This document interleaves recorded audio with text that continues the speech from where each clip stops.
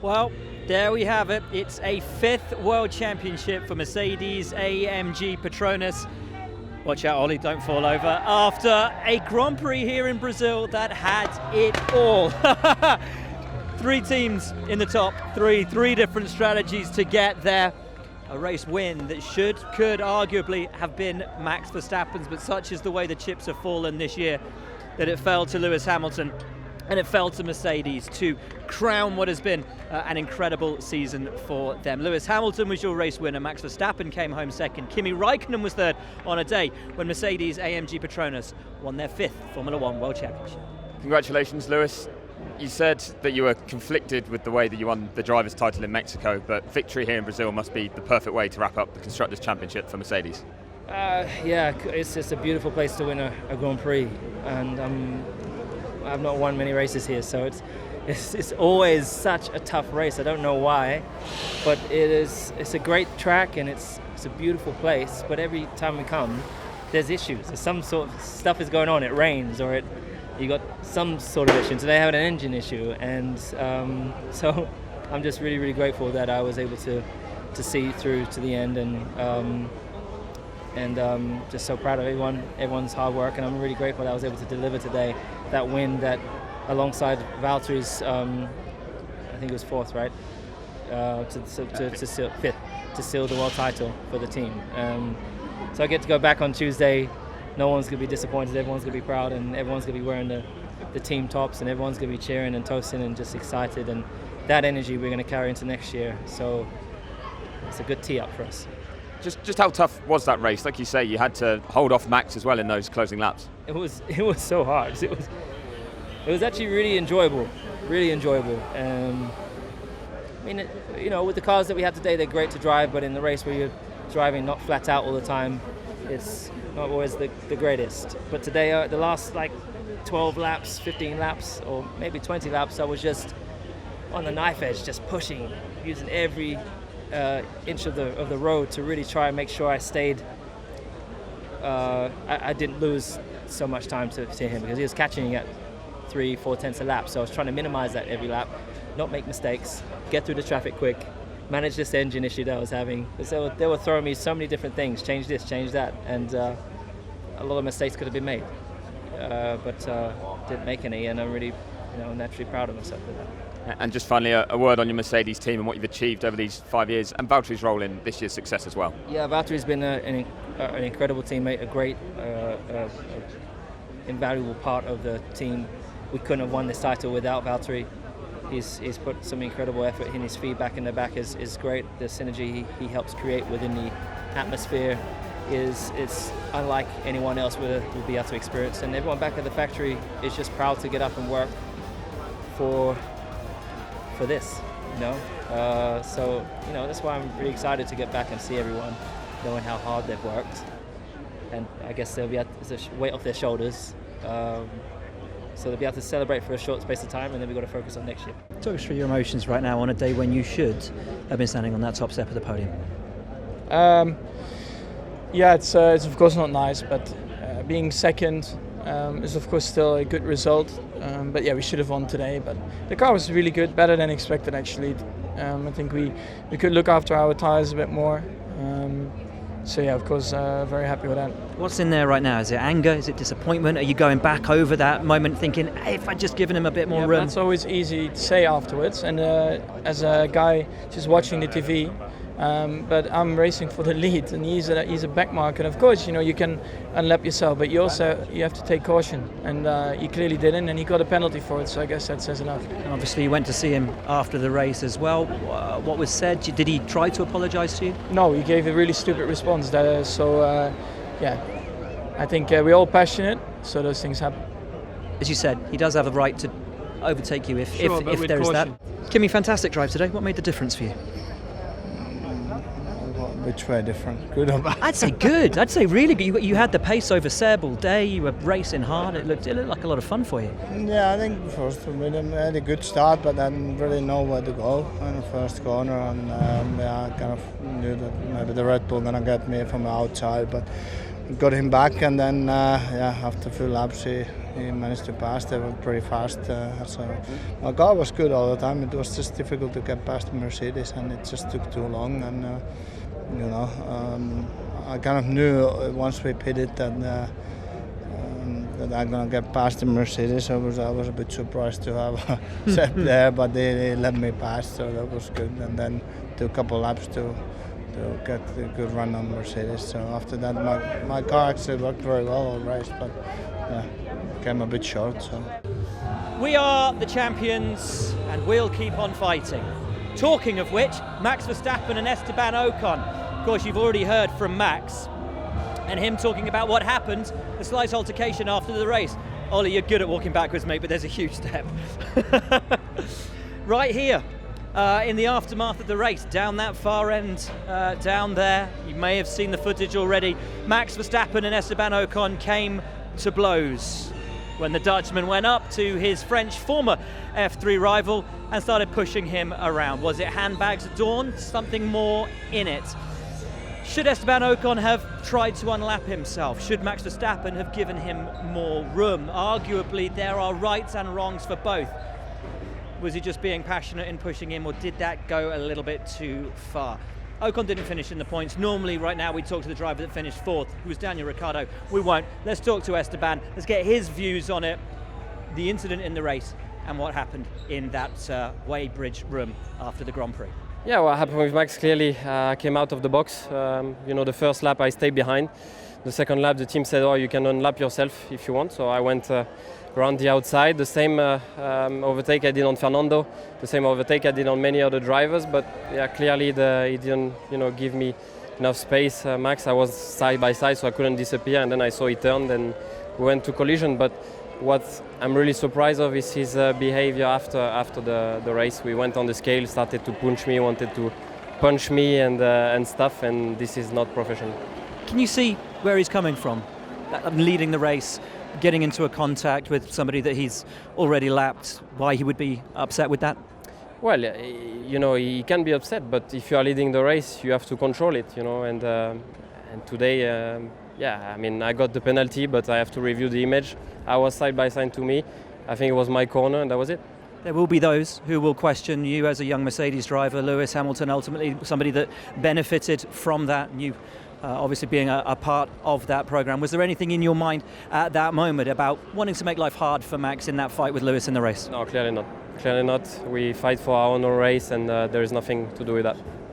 If Max Verstappen felt he could have won today's race, I think we all knew he could have won today's race, Daniel Ricciardo certainly could have been on the podium. Of course, he started this race from 11th because he had a 5-place grid penalty because he had a new turbo. Why did he have a new turbo? Because when his car conked out in Mexico, the marshals squirted so much extinguisher up its rear end that ultimately they damaged the turbo. It can't catch a break at the moment, and on a day when they had the car, the competitiveness, the speed to win, had he started where he should have done, he could have taken it as well. Certainly a podium. Anyway, fourth, nothing to be ashamed of. Great day out for Daniel Ricciardo. P11 to P4. I know the podium was what you wanted, but my God, man, hell of a drive. Thank you. Obrigado. I'm good. When I crossed the line, I was I can't lie, I was a little bit, heartbroken's not the word, I was a bit sad because... Deflated, because I could see the podium and I know we had the car, and the car was amazing today, and I know it's better than fourth, and I feel like every time we have a penalty or something, we have a really fast race car, so it's always like the what if we started at the front. For that I'm a little bit, I would love to be up there right now, but I have no bitterness towards the race, no regrets. Happy with the way I drove, happy with the overtakes, happy with the team strategy. They kept me out for a long time. I think we executed everything we could. It just felt like came up short, that little bit. But it was cool. Some good battles with Seb. Touched a couple times, but no issue there. That was fun. And with Valtteri, I don't know if they played it on the radio, but I called it. I was behind him a lot of laps, and I was actually getting quite frustrated. They had a lot of speed, and he came out the last corner finally with a little bit of a wiggle. And I came on the radio straight away. I said, I'm going. And I just put everything I could with the engine mode and that, and yeah, that was when we pulled off the move. So it was nice to call it. Some people would maybe say it's a little bit cocky, but I pulled it off. So I have confidence in the cockiness, if that makes sense. Sebastian Vettel was out of sorts today. There was a sensor issue with his car, which they discovered before the race even began. But throughout the race, regardless of a sensor issue, you'd have to say Kimi Räikkönen was more at one with his car. Seb just never looked like he had the Ferrari underneath him today. He'd come home sick. The bitter disappointment when you consider he'd started on the front row of the grid. And with the tyre advantage on starting on the slightly more durable rubber, Mercedes, most people in the paddock, expected today to be a day that came to Ferrari, and in particular to Sebastian. Right from the get-go, it seemed like you didn't have the car under you today to compete. How hard was it? It was tricky, trying everything, but I didn't have the feel for the car today, struggling with the balance, and just not a good afternoon for us. The most impressive team of qualifying here in Brazil was, of course, Sauber. Marcus Ericsson started P6, Leclerc started P7. Leclerc's lap in Q2, absolutely one for the ages. But in Q3, Ericsson just had the edge over his illustrious and Ferrari-bound teammate. Come the race itself, Leclerc was once again phenomenal. Best of the rest. P7 today, a great performance from him, and he was able to hold his own in a Sauber with the likes of the Red Bulls and the Ferraris and the Mercedes today. Spot on job. For Ericsson, it all went wrong before the race had even begun. Damage to his car, not his fault I might add, but then once the lights went out, that was compounded with more damage, wing damage, lost parts of the car, and it was just horrible. Let's hear from them both. Now, Ericsson on another day where much promise didn't quite materialise, and Leclerc just on another astounding weekend where he's impressed everybody again. Charles, what a great race and a great drive. Did you enjoy it today?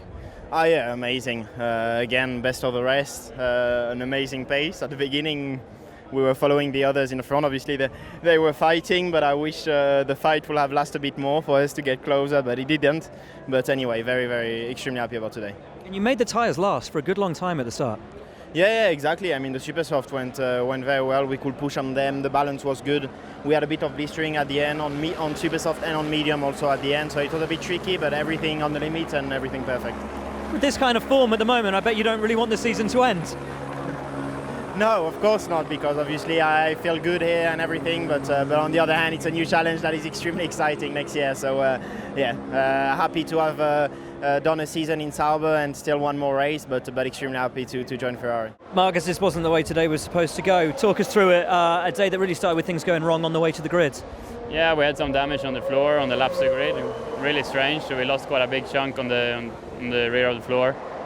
So the car was really difficult to drive on the lap grid.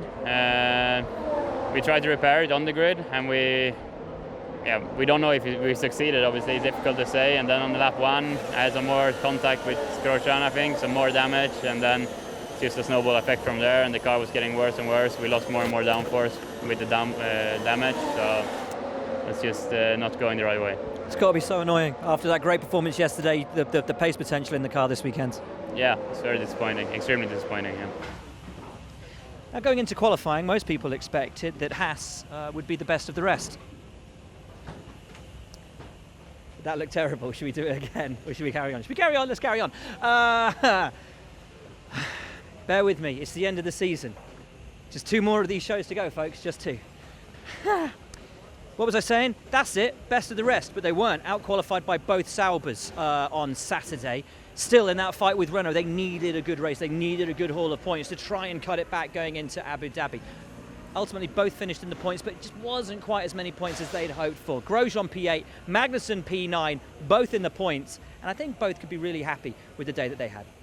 Roman, not quite best of the rest today, but a really strong race from both you guys. Must be really happy. Yeah, very happy for the team. And with the damage we had on the car following lap 1, very impressed. We lacked about a second of downforce on the car, and being able to do those lap time, I think we did an amazing job on a setup. I'm very happy with that, and without having best of the rest was easy on our side, but very happy to finish 8th and 9th. You know, even if we're far from Renault, still double point finish for the 2 last races would be amazing going into the winter. The remnants of some damage in the moment with Max Verstappen. We've heard from Esteban Ocon. Let's hear from the other Force India, though. Sergio Perez It was a weekend that didn't look like it would be going Force India's way after qualifying, and yet Checo held it all together, made the strategy work for him. P10 at the end of a long afternoon, and a weekend in which, having this FP1, he said he was on the back foot going in today's Grand Prix with very little dry running until the lights went out. Checo, hell of a fight back today to get into the points. Did you enjoy it? Yeah, well, the first thing was quite entertainment, hoping for the rain, looking at the clouds the whole race, hoping at some point it was going to come. Unfortunately, that didn't happen today. We simply didn't have enough pace, enough performance in the car to be able to score more points. It was a great chance, with Hülkenberg out of the race, but we simply didn't have the pace. Qualifying had been a tough one for the Toro Rosso guys. They always seem to be at the wrong place of the track at the wrong time. Therefore, it was something of a surprise to see Pierre Gasly get all the way into Q3 and qualify well within the top 10. In the race today, though, it was actually Brendan Hartley that came out on top, had a really good first stint, made it work for him, but both drivers fell just outside the points. Hartley P11 and Gasly in P12. Honestly, that was a really good race for me. It's annoying that you don't get to score points and have some reward, but there wasn't many retirements today up the front, and I really felt like I put together the best race I could. Had a pretty good start. I started on the harder compound, so it was a bit tricky for me on the first laps. I managed the tyres really well, kept the pace up, no mistakes, and a bit tricky to get past my teammate at the end, but anyway, I got by him, so just annoying to be 11th and not 10th, but yeah, really happy with the race and felt like I did the maximum I could today, and yeah. I had some good battles, especially with Carlos, but really tough for us to hold position. I had a good start, was P8, but yeah, after that we clearly had a lot less pace than the Sauber, the Haas, so tried to fight as much as I could, but we clearly didn't have the pace for points today. It was always going to be a tough one though, wasn't it? Yeah, Brazil we knew would be difficult, but after Mexico, the performance we showed there, we were a bit more optimistic, and I think in the end we're a bit disappointed with the overall performance. So one more to go, and hopefully we can finish in style in Abu Dhabi. After two races which had seen a marked competitive improvement for the Renault Formula One team in Mexico and Austin, back to earth with a bump here in Brazil, nowhere near as competitive as they had been, nor had hoped to be on a weekend where Haas, with whom they're in that battle for fourth in the Constructors' Championship, looked to be so good. Nico Hülkenberg and Carlos Sainz getting very close on the opening laps. Handbags at dawn once again. Anyway, Hülkenberg, engine issues in the race, ultimately retired. Carlos Sainz came home P13, a disappointing day on the back of two really good races.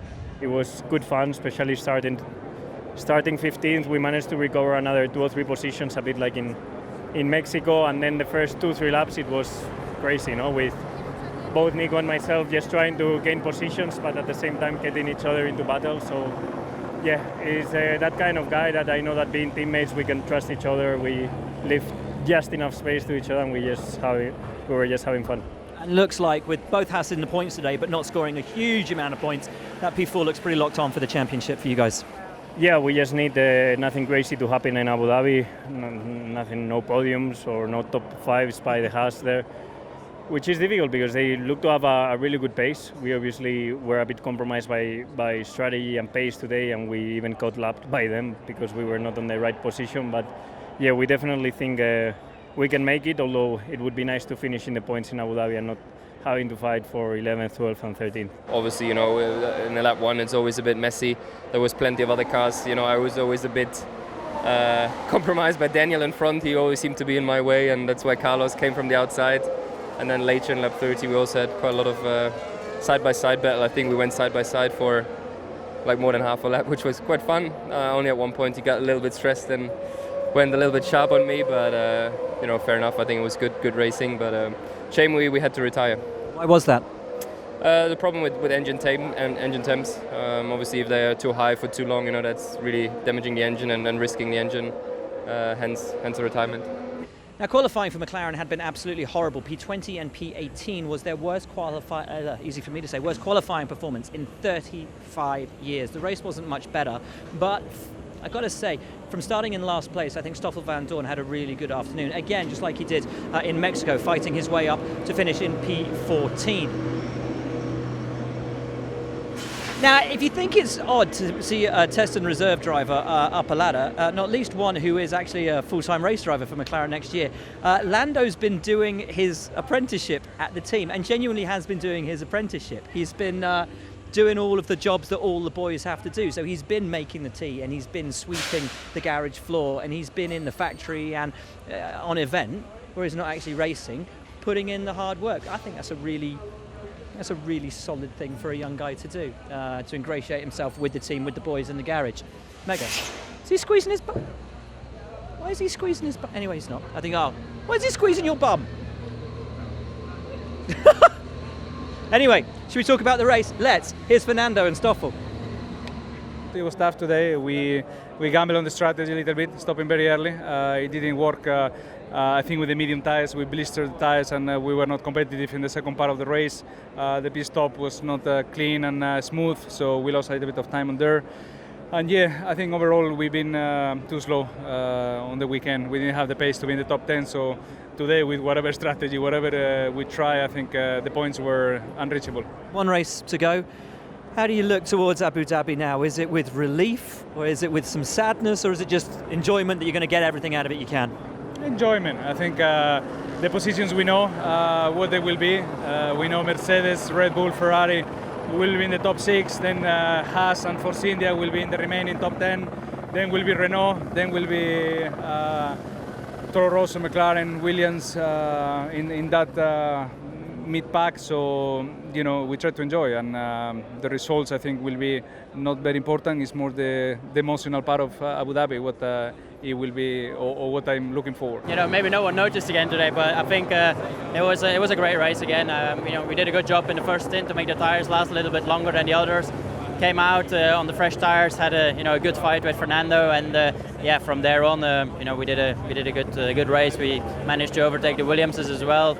It might not look on the timing board today that it's been a great race, but I feel like today I maximized everything, so I'm happy. Just one race to go for Williams in 2018, and everyone at the team will be glad for that. It's been an absolute horror show, and Brazilian Grand Prix was no different. A track where, lacking the downforce that they do, it was always going to hurt them. It was a pretty horrible day. Lance Stroll came home P18, which is P last. Sergei Sorokin just one place ahead of him. Lance, tough day for you guys today, but it was always going to be that way.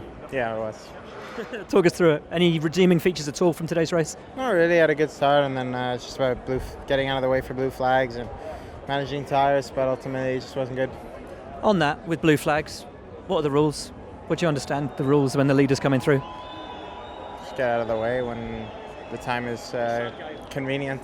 So that is your lot from Paddock Pass here in Brazil. The pack-up is in full swing. Lots of people flying home tonight, including, I believe, most of Mercedes, who will want to be back in the factory tomorrow for a big celebration, their 5th World Championship. Spoke to Toto, actually not long ago, just after the race in an interview for, I think it'll go up on socials at some point.